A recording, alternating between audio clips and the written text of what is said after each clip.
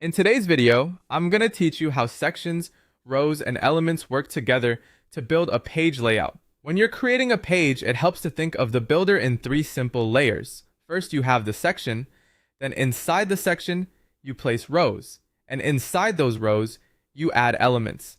Once you understand that structure, building and organizing content becomes much easier.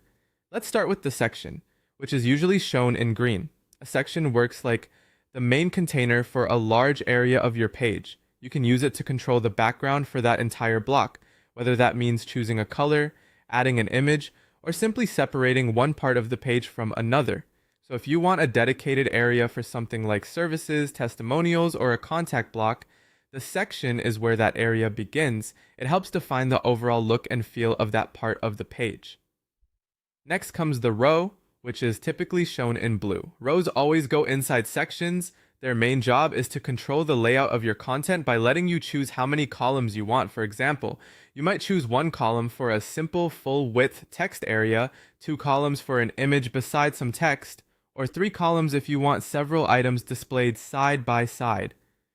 This is what gives your page structure and makes your content easier to scan. Then you have elements, usually shown in orange. These are the actual content pieces that your visitors will see and interact with. Elements include things like text, images, and buttons. In other words, once your section defines the area and your row defines the layout, the elements are what fill that space with meaningful content. To put this into a practical example, let's say you want to create a services area on your page. Start by adding a section to create the overall content block. Then place a 3-column row inside that section. This gives you 3 side-by-side spaces for your service offerings. After that, drop an image, a headline, and a button into each of the 3 columns.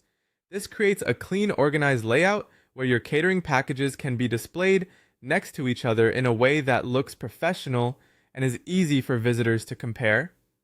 A helpful tip is to always think from the outside in: section, then row, then element.